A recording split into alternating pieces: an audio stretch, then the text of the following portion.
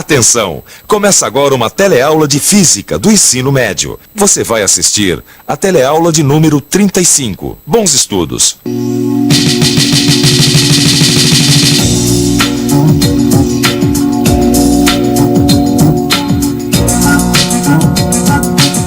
Na teleaula de hoje, você vai acompanhar um debate com a presença de grandes cientistas da história, que vão discutir as suas concepções sobre a luz e a sua natureza.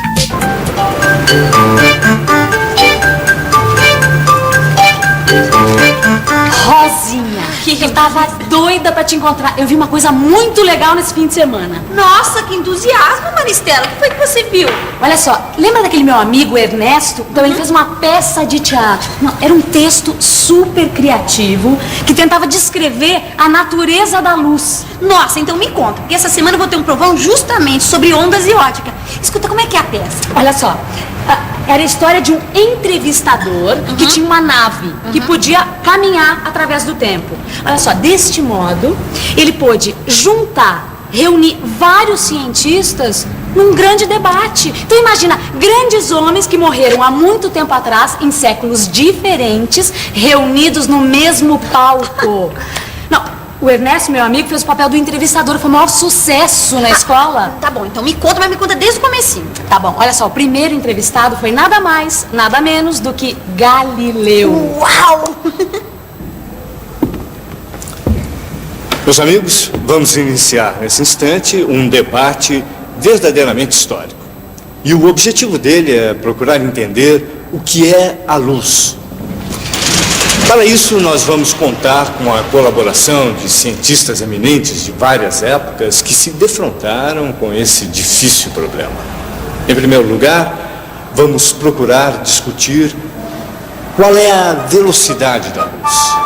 E em seguida passar para a discussão da natureza da luz e esperamos que essa discussão possa realmente nos trazer a luz.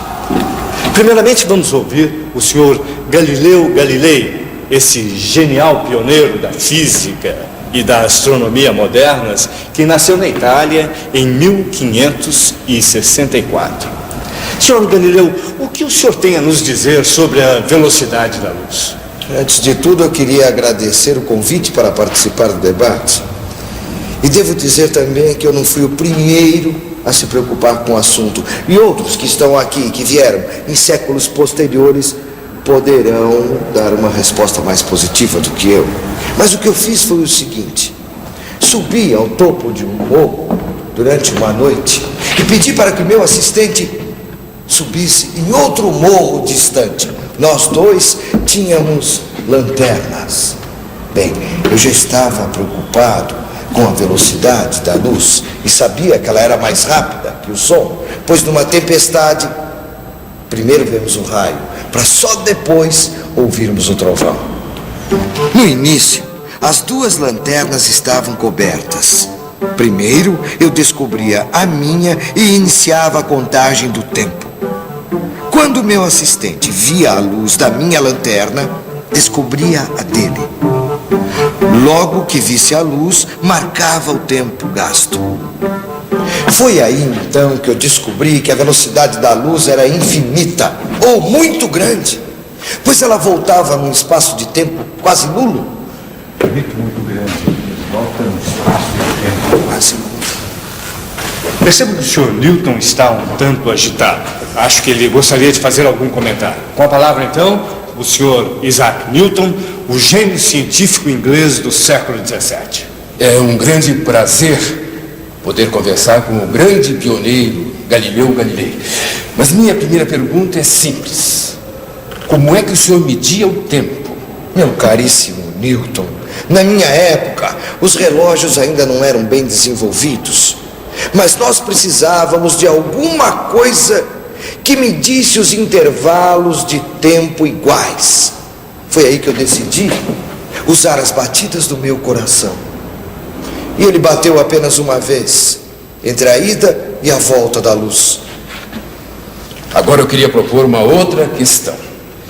Pelos meus cálculos, Carlos, a velocidade da luz no ar é finita. É muito grande, como o senhor mesmo disse, mas é finita.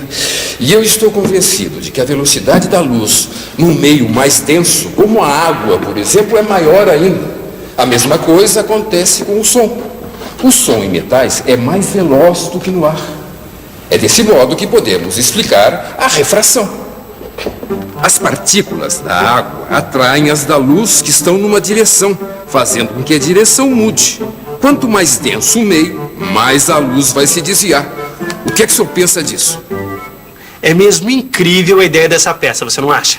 Não, eu também estava assistindo. Bom, quando o Newton fez essa pergunta, foi a maior agitação. Todo mundo queria falar ao mesmo tempo. O próprio Galileu resolveu ceder a vez para outros cientistas. E aí, um matemático francês chamado Pierre de Fermat, também do século XVII, pegou a vez e discordou do Newton. Ele tinha uma teoria interessante para descrever como a luz vai de um ponto a outro. Ele usa o princípio do caminho mínimo. Bom, para exemplificar melhor o que seria isso, ele deu um exemplo bem simples. Imagine um pássaro que esteja sobre um muro numa posição A. Ele quer ir até o chão e voar em seguida para um ponto B, numa árvore. Qual é a trajetória mais curta entre esses dois pontos?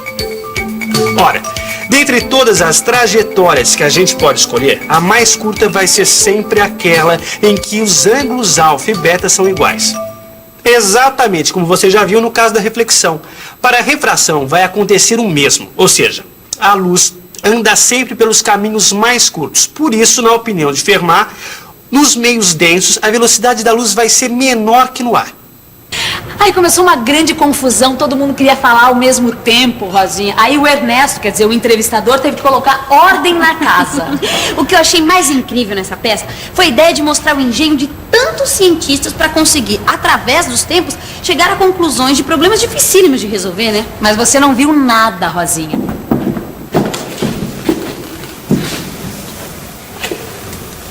E vamos passar agora para um novo ponto da discussão, e é um ponto realmente polêmico.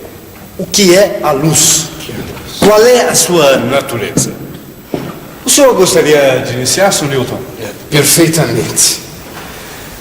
Para mim, a luz é constituída por pequenas partículas que são emitidas pelos corpos. Essas partículas têm tamanhos e formas diferentes. Sei que alguns cientistas, como Huygens, acreditam que a luz seja não uma partícula, mas uma vibração. É, um fenômeno ondulatório, algo assim como o som. Mas a esses cientistas eu perguntaria o seguinte: se a luz é uma onda, por que ela anda sempre em linha reta e não contorna obstáculos? Ora, meus senhores, as ondas do mar contornam obstáculos, não é verdade? Sim, sim. E a mesma coisa não ocorre com as ondas sonoras. Podemos ouvir o que uma pessoa fala mesmo se entre ela e nós houver um obstáculo. Isso é porque, no caso do som, existe a difração. E, ao que tudo indica, não temos difração no caso da luz.